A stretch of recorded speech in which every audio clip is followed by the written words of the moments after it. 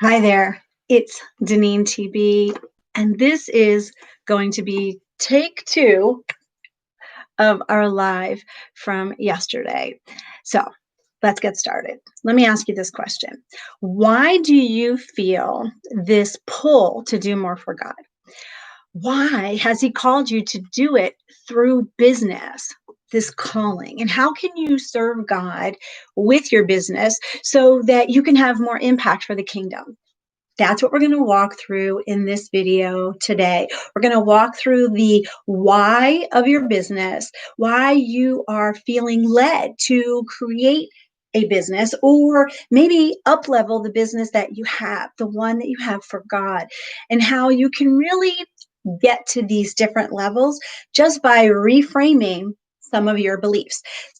I remember when I felt that pull of God to go into business. I had no idea where this adventure was going to take me. And it was so scary. It felt too big. And it was because it was really too big for me to do alone. That's exactly where God wanted me. I was kind of like on this cliff, ready to take this step. Did I trust Him? Would I do what He was asking me to do? We're going to talk about the how that you can serve God through your business. We're going to talk about what may be holding you back and what you need to know in order to take your first step to do what God is asking you to do. Thank you, Jenny. I'm so glad that you're here this morning. If you do not know who I am, my name is DeneenTB. Right here. And I am your Christian business growth strategist and clarity coach. I'm so excited that I'm trying again today to have this live. I'm back over here on YouTube, and we have to go through the glitches that happen. This is my return to YouTube. I've been over on Facebook Live since a lot of the pandemic, so I'm glad that I'm back over here. So Jenny, I hope that this one comes out better. If you're here with me live, I would love for you to let me know in the comments. Let me know that you are here. Say hi to me, and we're going to get started. Okay? Great. So we're going to get back to basics because I have actually 3 things that we're going to talk about today that are going to give you a reframe. Don't you like my reframe? I love doing that. So we're going to talk about 3 things. So the first thing we're going to do is we're going to go back to basics. We know that in order to have a business, you must be solving a problem, and you must know whose problem it is that you are solving. Okay? So the first problem I see is that too many women are trying to solve too many problems all at the same time. And I'm telling you, it is confusing for those you are called to serve. So who is your client really? If 1, you're selling skin products, 2, maybe you're helping people to publish their books, or 3, maybe you're also doing social media management for people. Do you see how that's confusing? Do you see my point here? Not only do you need to be solving just one thing, you need to be solving that one thing, that one problem for one specific group of people, your ideal clients. Now, I will tell you, there is a work in trying to figure out and to know who your ideal client is, because you need to know what they're thinking, what they're feeling, and what are they saying in their heads. Because your messaging needs to be actually their words really echoed back to them. Because if they don't hear it, they're going to go somewhere else. So you have to know what your ideal client really wants from you. And how do you do that? Well, you have to ask them, how many people have you talked to? Now, be really honest with yourself. How many people have you talked to so you really understand what they want from you? I remember creating my first product, and it was something I just knew every Christian businesswoman needed. That was the problem. The word needed. They needed it, but they didn't want it. When I started to ask Christian businesswomen what they wanted based on what I could offer, that's when things changed. What do they want from me? What do I know now that they want from me? They want to have focus and direction to do what God is asking them to do so that they can do more for Him. They want to be able to take all these ideas that they have in their head and roll them all down into one simplified and prosperous business. So here's my question for you. If you're here with me live, I would love for you to answer this question right now in the comments. If you're on the replay, you can answer this question too. I'll be back here to see what's going on and see who's chatting with me. But do you have more than one business? Or do you have more than one ideal client? Let me know in the comments how many. Just put a number in there. I'll know what it's about. If you'd like to list your different businesses or your different ideal client groups, then you can list them as well. But just put a number in there, just so I have an idea if I'm hitting the right track here with thinking that we think we need to do all the things for all the people. Okay? Not only do I work with Christian businesswomen, I work with Christian businesswomen who want to serve God and have meaning and purpose in their work. They want to do more because they want to make more of an impact for God. So this comes to our second problem, right? Our second problem. The second problem I see is women doing too much because they think that serving God is something that's in addition to having their business. So this might be you. You might be doing so many good things that really are keeping you distracted from what God is calling you to do through your business. When you have this, what I call traditional view of serving God, you believe that you can only serve Him when you're at church or through church-sponsored types of activities. And when you have a business, you then feel overwhelmed because you are doing too much.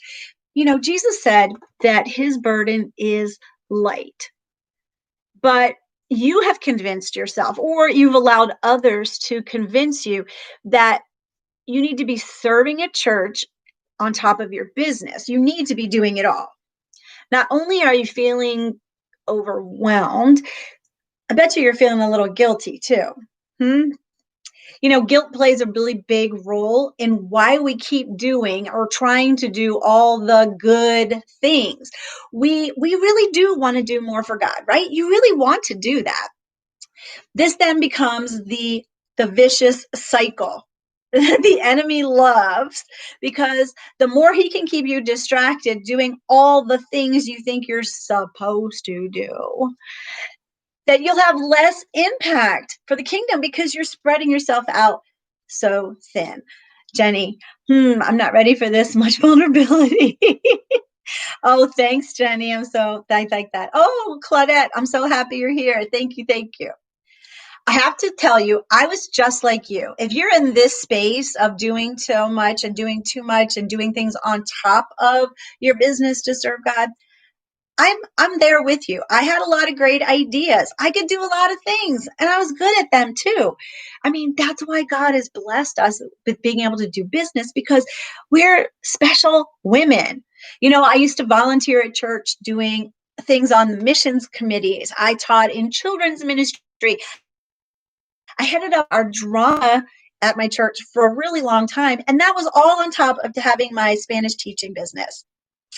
My life was so full of good things that I thought as a Christian woman, you were supposed to do. You may think the same way. But I also knew that I really didn't have any focus. And I felt like I was making such a little bit of an impact. And let me tell you, I was exhausted. That's just what it comes down to.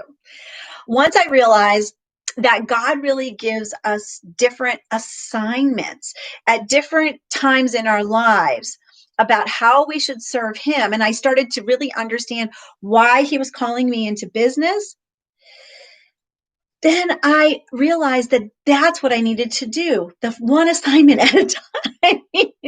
And if He's called you into the marketplace, into business, then you also need to recognize that you have a job that's outside the church that is there to truly serve God. Imagine with me Just imagine with me, okay? Being able to stop volunteering for everything and not actually feel guilty about it. Imagine being able to say to the person asking you to do something, imagine being able to say no. So in the comments, what I want you to do is I would love to know what you would love to say no to right now. What would you love to say no to right now? What is on your I'm supposed to do this list that you would love to get rid of? Now, I'm not going to tell anybody. It'll be our secret. We don't have to tell a person. But what would you love to say no to? I would love you to be, okay, as Jenny says, a little vulnerable here and let me know what are some things you would like to say no to so you have more time to focus having that business that God has called you into. Let me know in the comments. Okay. You know, as I already said, I was kind of a hot mess, right? I was overwhelmed with all those good things that I was doing on top of my business. It was hard for me to say no, too. I had to really learn that. And I have to admit, I was distracted with even all the ideas for a business that were coming into my head. There were so many things that I wanted to do. There were so many things that I could do to help people. But I wanted to get out of that mindset of doing the good things. And I wanted to go into thinking about doing the best things because that's what God promises. He promises to give us his best and we can choose the best. The enemy would have us settle for just good, right? So how do we decide what is the best thing to do? Oh, what did you say here? Being the virtual school grandma. Okay, I know that can be hard. That can be hard.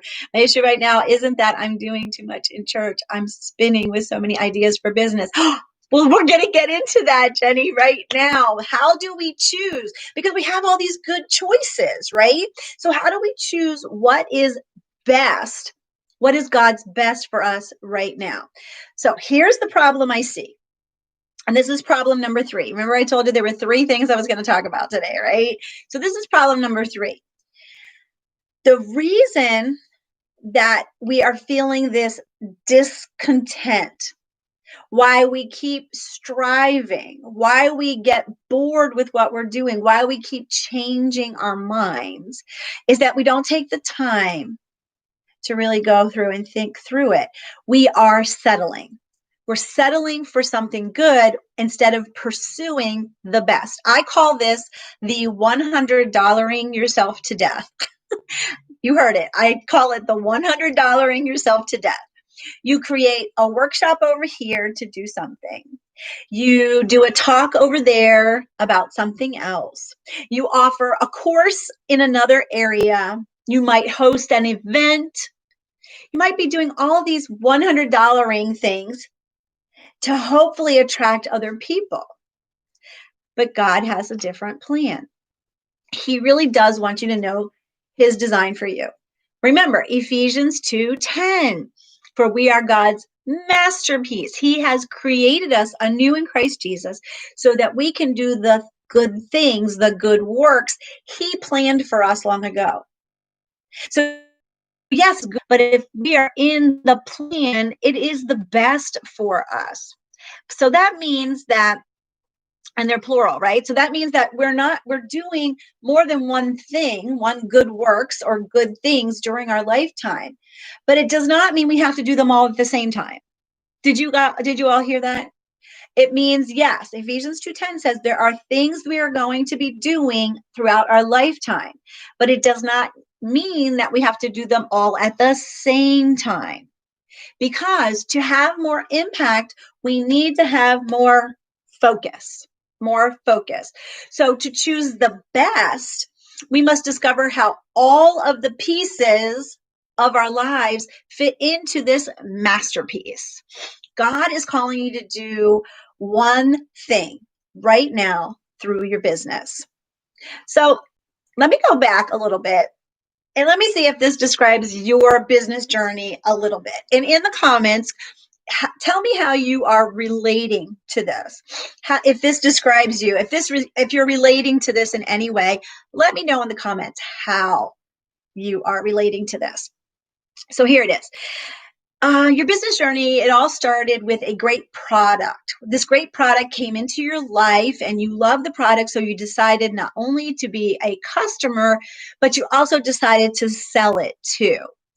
But you really didn't make any money, so you decided to try something new because you met someone who said that you would be really good at doing this specific thing. So you went and you got all the credentials and all the certifications you needed in order to do this new thing. But you soon realized that you didn't really like it. You were like, well, okay, but I don't really like this. But so then you jumped into something that was more your style. It seemed to fit what you were really good at, but it never really got off the ground because you could never have more than just one client at a time. And it took so much work, a lot of work for you to just get that one client.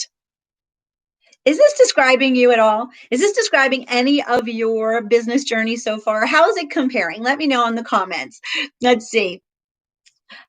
Jenny, I know. ENFP. We're going to get you through it, dear. We're going to get you through it. Connie, hi. Wowzers, you are so on target for me this morning. Awesome. Awesome. Stay with me then. Stay with me. We're going to be wrapping this up pretty quickly. So how does that journey compare to you? Yes, it's something that I've gone through as well. You see, God has given us all these pieces to your masterpiece. Remember Ephesians 2:10, right? And they're like what I call the tessera. The tessera. That's what each piece in a mosaic is called. So your personality, your talents, your experiences, your expertise, your values, your strengths, your giftings, each piece is part of a mosaic that you are actually creating to have a business, to have the business that serves God, serves others, and is unique to only you.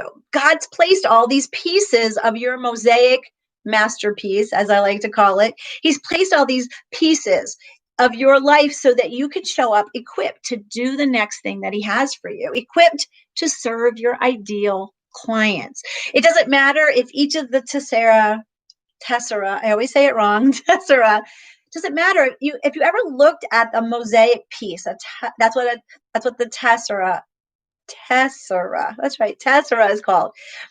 When you look at them individually, they could be jagged, broken, dull, and even ugly. And there may be pieces of your life that are like that, but God helps to bring all the tesserae, plural, all those pieces together to create something new, to create something beautiful. And he wants that to be reflected in your business. Imagine a business that is set apart, not only to attract your ideal clients, but to serve him in the process.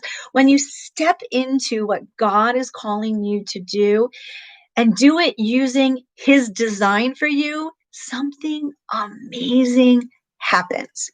You are no longer settling for what you could do, but you are relying on God to do your best. Thank you, Marty. This is awesome. So I need to tell you that the Calling Clarity program, which, Jenny is part of that already, does three things for you. It helps you to understand God's design for you in that mosaic, right? And it helps to have you to have direction to do more for God and to have that more impact for God through your business. And it gives you the tools necessary to focus all your ideas and create the business that you love. That's what Jenny's doing right now. So I see two things that can happen here for you. For you, the Christian businesswoman trying to do so many things. You can either, one, stop doing all the things and focus on that one thing that God has called you to do through your business, and stop having the guilt. I'll take it away. Stop having the confusion. You can know that what you are doing in your business is serving God. Or That's what you could do. Or you can just continue in your overwhelm until you just want to give up because you are staying so busy and you're feeling so insignificant. You're feeling like you're not making any kind of impact and you are staying tired. You're staying tired of not attracting those ideal clients. You're staying tired of not being prosperous. So let me ask you this in the comments. Do you want to be fragmented in all these pieces? Or do you want that to come together so that you are whole, holy, and authentic? In the comments, do you want to be whole, holy, and authentic? Whole as in WHOLE, holy, HOLY, authentic. If you want to be whole, holy, and authentic, just put that in the comments for me. If you're on the replay, I would love to know that this is really speaking to you. Have I really hit something? Let me know you want this to be whole, holy, and authentic. Thank you, Connie. Oh, awesome, awesome. So I invite you right now, if this has hit home, if I've hit something with you, I would like to invite you to just have an appointment with me, a call. It can be on Zoom, it can be on the telephone. The calling to talk about the Calling Clarity program. This is a free 30-minute chat so that we can get to know one another better and see if the program really is for you. I am going to put this I'm going to put this link into the chat right now. You'd rather be grotesque. Jenny's being really, really sarcastic right now. She'd rather be grotesque and fake. Yeah, okay. Connie, I was wondering if you did get to know you call. Yes, I do, Connie. And it'll be in the description after we get off the lives. Okay, so I want to share one last story with you before we get off today. And it's about a client named Tina. And I want to tell you that Tina will be the first one to admit that she went down a lot of rabbit holes, collecting knowledge, trying to do all the different things that we've been talking about. The problem, though, is that Tina never took any action. She never took that step. She thought, well, if I just get one more credential, if I just take one more class, if I just try to do this one more thing, then I'll have everything in place that I need to really do what I feel like God's calling me to do. That's what she thought. So when she came into the Calling Clarity program, it was actually just another add-on for her. At least that's what she thought at first. But I want you to hear what she had to say after she worked with me. Okay, this is what Tina says. And I'm going to read it. So it says, I had recently finished a program that was 12 months long and cost 10 times more than this program, and I did not receive what was expected or presented. I know things come in God's timing, the right timing. I have made more progress in the last 8 weeks than I did in the past 5 years. I am excited and eager to keep going, joyful and blessed beyond measure, confident that I am doing what God has called me to do. So let's see what's going on here. Oh, Jenny. Yeah. Okay. I've done tons of information gathering. Need to put that. See, Connie, maybe that's where you need to be in Calling Clarity. So this is the question. Are you ready to take the step? Are you done trying to do all the things without success? Is God really pulling on your heart to get focused and to move forward?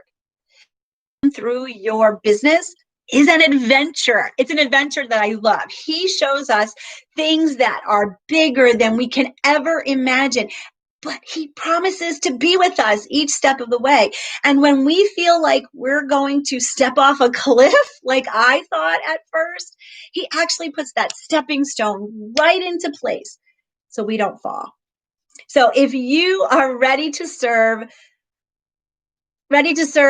God and ready to serve in a way that he's called you with one business, the one that God designed for you to bring into the world, then this is your time to take the step.